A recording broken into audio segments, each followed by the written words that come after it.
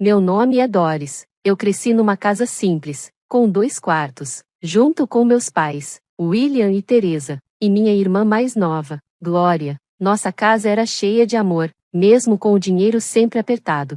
Minha mãe trabalhava como caixa no mercadinho do bairro, e meu pai vivia mudando de um serviço de construção para outro, fazendo o que podia para sustentar a gente.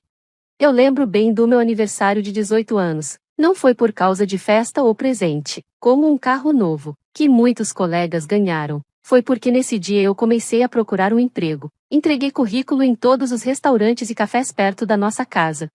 Quando falei para os meus pais, eles nem deram muita atenção. Minha mãe só balançou a cabeça e disse que qualquer dinheirinho ajudava. Meu pai nem comentou, já achando que era obrigação me ajudar nas contas. No mesmo dia consegui um emprego no Jeffrey, um restaurante do bairro. Era comandado pelo Gregory, um cara sério, mas justo, que já estava ali há uns 20 anos. Ele falou: "Você começa amanhã. Esteja aqui às 17 horas e não se atrase." Receber meu primeiro salário foi incrível, mas a alegria durou pouco. Assim que entrei em casa, minha mãe já estava esperando para pegar quase tudo pro pagamento das contas. Ela me deixou só um pouquinho, e eu ainda tive que pedir separado para comprar material da escola. Me senti até culpada por querer guardar uma parte para mim. Glória, com 11 anos, entendeu rápido como as coisas mudaram. Ela começou a me pedir doces, brinquedos, acessórios de cabelo. E se eu dizia não, ela reclamava com meus pais. Aí eles me pressionavam até eu ceder. Minha rotina virou uma loucura: trabalho, escola, lição de casa. Aprendi a fazer tudo ao mesmo tempo, equilibrando bandejas e estudando nas pausas, mantendo minhas notas boas o suficiente para sonhar com a faculdade, mesmo com as cobranças. Comecei a guardar escondido um dinheirinho numa lata de café no meu armário, era meu fundo secreto para a faculdade. No último ano do colégio, fui promovida a chefe dos garçons. Tentei esconder o aumento, mas minha família descobriu rapidinho. Minha mãe já começou a planejar reforma. Meu pai queria ferramentas novas, e Glória aumentou os pedidos. Parecia que meu dinheiro era de todo mundo. Quando passei na faculdade pública estadual, foi um marco para mim. Eu tinha estudado e trabalhado muito. Até escrevi minha redação nas pausas do Jeffrey. Quando a carta de aceitação chegou, eu chorei de emoção. Mas meus pais só disseram: "Que bom, filha, mas você vai continuar trabalhando, né? A gente conta com a sua ajuda." Foi ali que percebi que, mesmo com tudo que conquistei, para eles meu papel principal ainda era ajudar nas contas. Então, organizei meus horários da faculdade para continuar trabalhando, segui firme, acreditando num futuro melhor, sem deixar minha família na mão. Esse equilíbrio virou meu estilo de vida. Foram 3 anos intensos de faculdade, trabalho, café e livros. Corria das aulas pro restaurante, e estudava à noite no canto da sala de descanso. Por sorte, Gregory sempre foi compreensivo com meus horários malucos, mas conciliar tudo não era fácil. Muitas vezes um lado precisava ceder. Teve noite que dormi em cima do caderno, e acordei com minha mãe me chamando, preocupada com mais uma conta ou com os pedidos da Glória, que agora estava no ensino médio. As coisas pioraram no meu 4º ano. Meu pai perdeu o emprego porque a empresa dele faliu, e minha mãe teve o turno reduzido no mercado. As coisas pioraram quando meus pais me contaram que tinham feito um empréstimo grande para reformar a casa, e sem me avisar. Agora, as parcelas estavam atrasadas, e a gente corria o risco de perder a casa. "Precisamos da sua ajuda, Doris", meu pai disse uma noite, com a mesa da cozinha cheia de contas. Parecia que a única saída era eu largar a faculdade e trabalhar em tempo integral. Então, pedi demissão da faculdade. Aumentei minhas horas no Jeffrey e peguei todos os turnos possíveis, até os de lavar louça à noite. Eu me dizia que era só por um tempo, que depois eu voltaria a estudar fazendo aulas à noite. Mas, quando finalmente consegui juntar quase o suficiente para voltar à faculdade, Glória contou no jantar de família que tinha sido aceita na faculdade. O olhar dela para mim, cheio de esperança, era aquele que eu já conhecia muito bem. Logo depois, minha mãe veio com mais um pedido: "Doris, você tá indo tão bem no restaurante, e a Glória precisa dessa chance." Mais uma vez, meus sonhos ficaram em segundo plano. Transferi todas as minhas economias, aquelas que juntei com tanto esforço, para pagar os estudos da Glória. Sorri e dei parabéns, mesmo escondendo minha frustração por dentro. Depois de anos colocando as necessidades da minha família na frente dos meus próprios planos, decidi que era hora de mudar. Me mudei. Aluguei um apartamentinho simples de um quarto do outro lado da cidade. Minha mãe não gostou. Falou que era desperdício de dinheiro pagar aluguel, mas eu precisava de um lugar só meu, um canto de paz, longe das cobranças sem fim.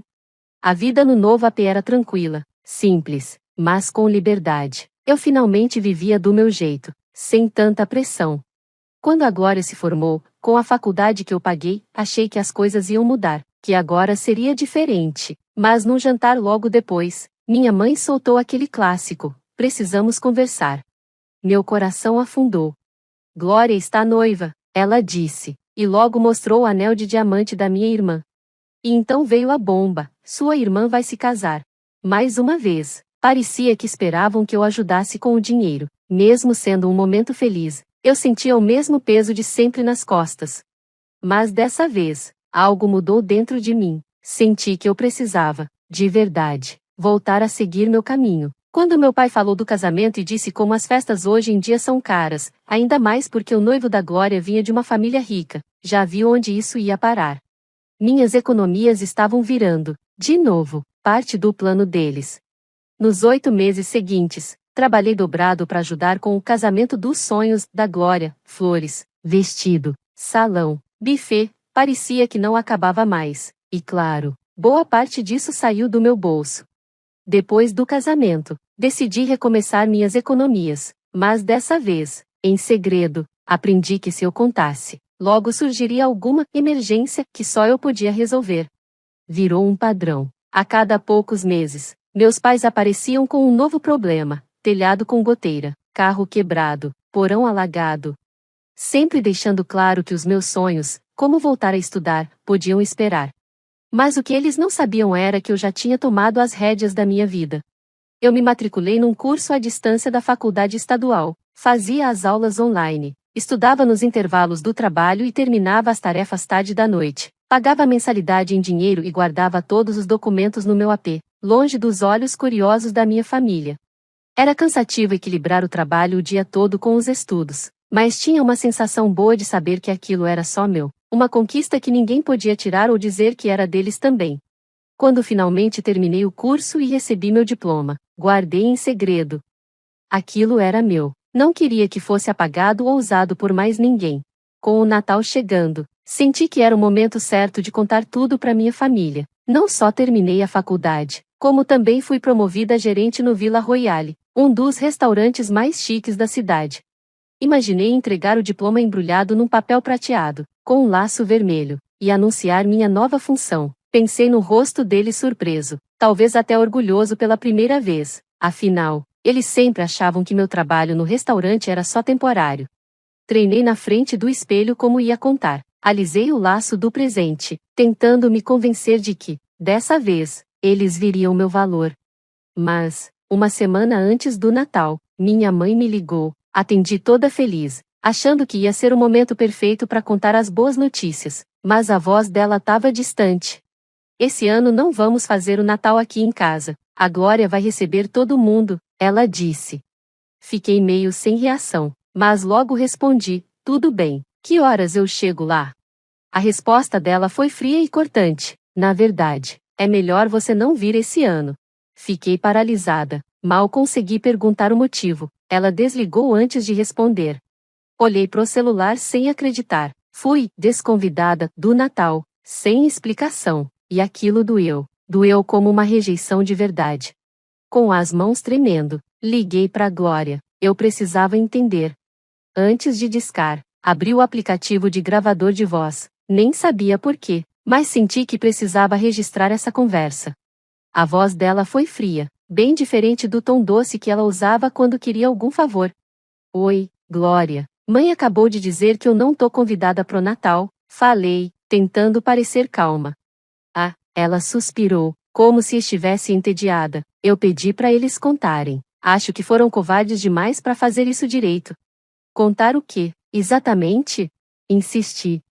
Doris, esse Natal vai ser diferente. Convidei gente importante, os colegas do Steven, meus amigos da faculdade, alguns parentes de sucesso. Ela falava com um tom de orgulho. quase se achando. Todo mundo que vai lá fez algo da vida, ela disse. Senti um nó na garganta, mas deixei ela continuar. Vamos ser sinceras. Ela riu, e aquilo me deu um estalo por dentro. Você nem terminou a faculdade. Ainda tá servindo mesa e lavando prato naquele restaurantezinho. Ia ser estranho te explicar pra todo mundo. Ela continuou, sem nenhuma vergonha. Todos meus convidados têm diploma, boas carreiras. Seria constrangedor apresentar minha irmã garçonete que nem conseguiu se formar. Segurei o celular com força. Olhei pro meu presente embrulhado com tanto carinho, agora parecendo uma piada. Você é uma fracassada, Doris, ela disse por fim, com desprezo na voz. Você sabe como é constrangedor ter uma irmã como você? Glória disse, com desprezo. Quando meus amigos perguntam de você, eu tenho que dizer que você é garçonete, uma garçonete, com a sua idade. Fiquei em silêncio, deixando o gravador registrar cada palavra cruel, cada risada debochada. O diploma na minha mesa parecia até pulsar com cada insulto que ela jogava, mas eu precisava que ela mostrasse quem realmente era. Falei com a mamãe e o papai sobre a lista de convidados. Ela se gabou, se divertindo. Só chamamos os parentes que valem a pena, tipo a tia Sofia com aquele império de imóveis, e o tio Peter, dono daquela empresa de tecnologia, só gente que fez alguma coisa da vida. E o resto da família? Perguntei, com a voz calma, surpreendentemente. Esses perdedores? Ela riu, por favor, são como você, inúteis. Nunca chegaram a lugar nenhum, gente assim estraga o clima da minha festa. Quanto mais ela falava, mais a dor virava força dentro de mim. Essa era a irmã por quem eu tinha sacrificado tudo, minha faculdade, meu dinheiro, meus sonhos, e agora ela tinha coragem de me chamar de inútil. Bom, acho que até daria para te chamar, né? Ela disse, fingindo simpatia. A gente vai precisar de alguém para servir as bebidas. Afinal, é isso que você sabe fazer. Conheça seu lugar, Doris. Tem gente que nasceu para servir, e gente que nasceu para ser servida. Aquilo foi a gota d'água. Mas, ao invés de explodir, fiquei estranhamente calma. Obrigada por deixar tudo tão claro, Glória, falei baixo, e desliguei o telefone. Sentei no meu AP e ouvi a gravação de novo. Cada palavra, cada risada, cada humilhação, tudo estava lá. Olhei pro meu diploma. Me bateu uma clareza enorme. Peguei o diploma e embrulhei de novo, com cuidado. Quis que a caixa ficasse perfeita. Vesti minha melhor roupa, aquela que eu usava nas reuniões de gerência no Vila Royale. Eu não era mais só uma garçonete. Era gerente de um dos restaurantes mais respeitados da cidade, e Glória não fazia ideia disso. Dirigi até a casa dela sentindo uma mistura de nervosismo e coragem. Nesse Natal, eu ia mostrar quem eu realmente era. Não inferior a ela, mas igual, ou até mais. Chegando lá, vi que ela não estava brincando. A rua estava cheia de carrões, Mercedes, BMW, até Porsche. A entrada da casa parecia uma exposição de luxo. Meu coração acelerou enquanto eu andava até a porta. Cada passo firme, através do vidro fosco, vi as sombras dos convidados. Música de Natal clássica tocando ao fundo. Respirei fundo e toquei a campainha. Glória atendeu, estava com uma taça de champanhe na mão, usando um vestido de grife caríssimo. Quando me viu, fez uma cara de choque e irritação. O que você tá fazendo aqui? Ela sibilou, tentando fechar a porta. Vai embora, isso aqui é uma festa privada. Uma festa privada? Repeti, levantando um pouco a voz, sou o suficiente para alguns convidados ouvirem. É assim que você trata sua irmã no Natal? As pessoas começaram a se virar para olhar. Vi meus pais do outro lado da sala, paralisados. O Steven, marido da Glória, estava perto da lareira e olhou curioso, sem entender nada. Boa noite, gente. Falei entrando com firmeza. Minha voz ecoou pela sala. Eu sou a Doris, irmã da Glória, aquela que ela achou que não era boa o bastante para estar aqui hoje. Silêncio total. O rosto da Glória ficou vermelho, depois branco. Doris, por favor? Ela murmurou, desesperada. Ah, mas eu trouxe presentes, respondi, com um leve sorriso. Eu disse com um sorriso, segurando uma caixa lindamente embrulhada. Afinal, não é isso que a família faz? A gente se apoia, se ajuda, e sim, faz sacrifícios uns pelos outros. Caminhei confiante até o centro da sala, onde estava uma enorme árvore de Natal. Vejam, minha irmã achava que eu não combinava com vocês, que seria um problema explicar à irmã vergonhosa dela, que, segundo ela, nem conseguiu terminar a faculdade. Fui abrindo a caixa bem devagar, aproveitando o momento. O engraçado sobre suposições, continuei, tirando meu diploma e levantando bem alto, é que elas costumam estar erradas. O rosto da Glória ficou em puro choque. Até nossa mãe soltou um suspiro, e meu pai ficou de boca aberta. Não só eu me formei, falei com firmeza, como também sou gerente-geral do Villa Royale.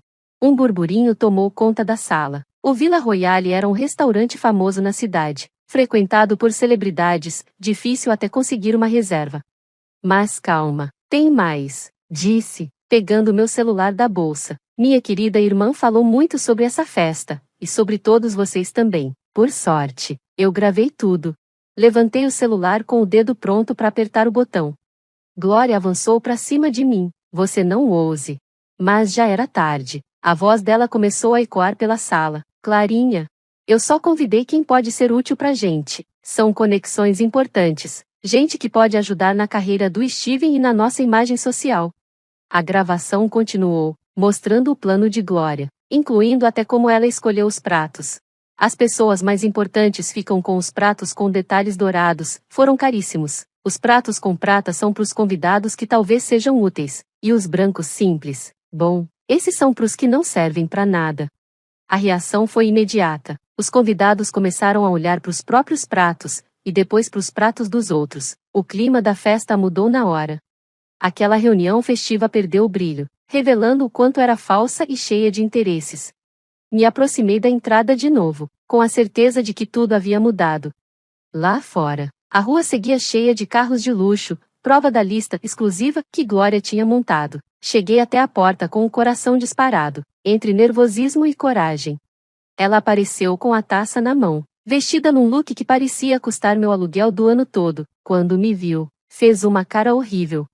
O que você tá fazendo aqui? Sibilou, tentando me barrar. Vai embora. Essa festa é privada. Privada? Respondi, em voz alta o bastante para que todos perto ouvissem. É assim que você trata sua irmã no Natal? As pessoas começaram a virar para olhar, nossos pais também. E adivinha, eles estavam com pratos brancos nas mãos. A confusão virou compreensão, depois, raiva. O Steven, marido da Glória, foi até a mesa olhar os pratos. Quando viu que até os próprios sogros estavam com pratos simples, como se fossem inúteis, o rosto dele se contorceu. A máscara da Glória estava começando a cair. Glória, que diabos é isso? Perguntou Steven, claramente frustrado. A voz dele deixava claro o quanto estava irritado. Glória parecia perdida, no meio de toda aquela confusão. Eu posso explicar. Não é o que vocês estão pensando, ela disse, tentando se justificar. Mas era tarde demais. A gravação falava por si. A festa virou um verdadeiro caos. Tia Sofia, mesmo com o prato dourado, foi a primeira a se revoltar. Ela bateu o prato na mesa com força. Então é isso que a gente é pra você? Um monte de contatos? Uma lista de quem vale mais ou menos? Ela estava furiosa, pegando o casaco. Nunca fui tão desrespeitada na vida. Os convidados começaram a ir embora. Alguns largaram os pratos com nojo. Outros deixaram os presentes que trouxeram com tanto carinho. As pessoas murmuravam, reclamavam, a sala encheu de tensão e barulho. Os pais de Steven não falaram nada, simplesmente se levantaram e foram embora com dignidade, mesmo tendo sido servidos com pratos brancos. Steven foi atrás deles, visivelmente abalado, sem nem olhar para Glória. A mãe da Glória finalmente conseguiu falar. Glória, como você pôde fazer isso? Mas logo parou, os olhos cheios de lágrimas. O pai dela ficou parado, olhando pro prato branco, como se estivesse vendo ele de verdade pela primeira vez. Não precisei dizer mais nada, a cena já dizia tudo. Feliz Natal para todos, falei baixo, e fui embora. Quando cheguei em casa, fui além, postei a gravação nas redes sociais, marquei todos os parentes e escrevi: aqui está o motivo de alguns de vocês não terem sido convidados para a festa de Natal da Glória. Aparentemente, vocês não são importantes o suficiente. A reação foi imediata. Os comentários começaram a chegar.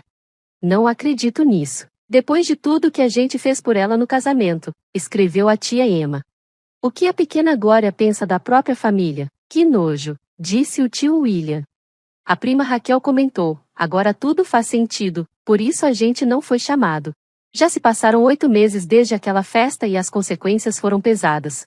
A rede social da Glória, cheia de amizades por interesse, desmoronou. Muitos parentes cortaram relações com ela, até em encontros maiores da família. Ninguém quer estar perto dela. Soube por outros que o casamento dela tá por um fio. Steven se mudou depois de 4 meses, ainda bravo por causa da humilhação com os pais dele. Dizem que ele falou durante uma briga: você deu pratos brancos pros meus pais e dourados pro meu chefe. Quem faz isso? Estão tentando salvar o casamento com terapia, mas os pais de Steven ainda se recusam a falar com ela. Meus pais me ligaram no dia seguinte, estavam arrependidos, cheios de culpa.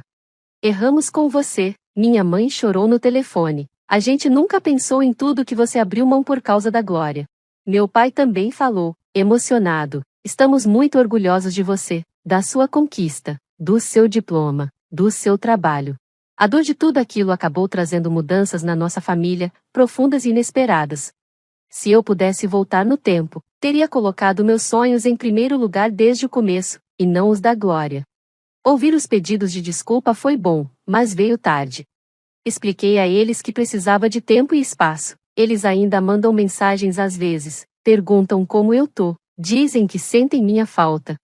Talvez um dia eu esteja pronta para deixar eles voltarem para minha vida, mas ainda não é o momento.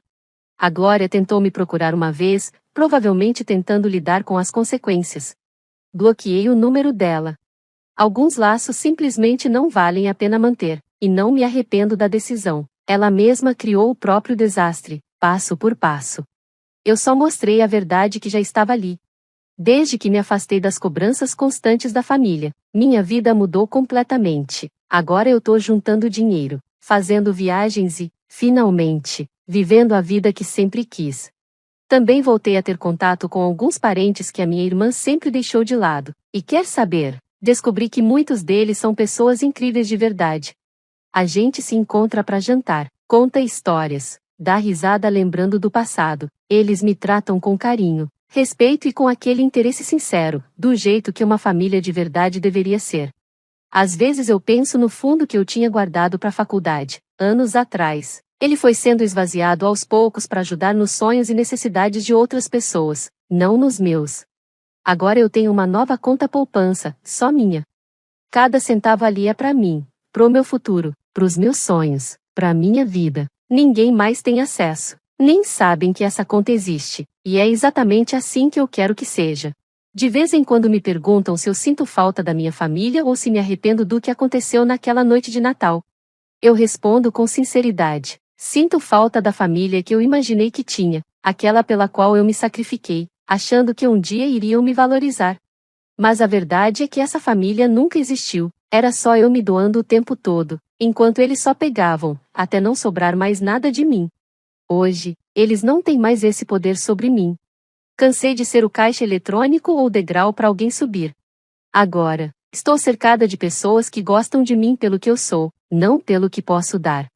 E para ser sincera, é assim que uma família sempre deveria ser.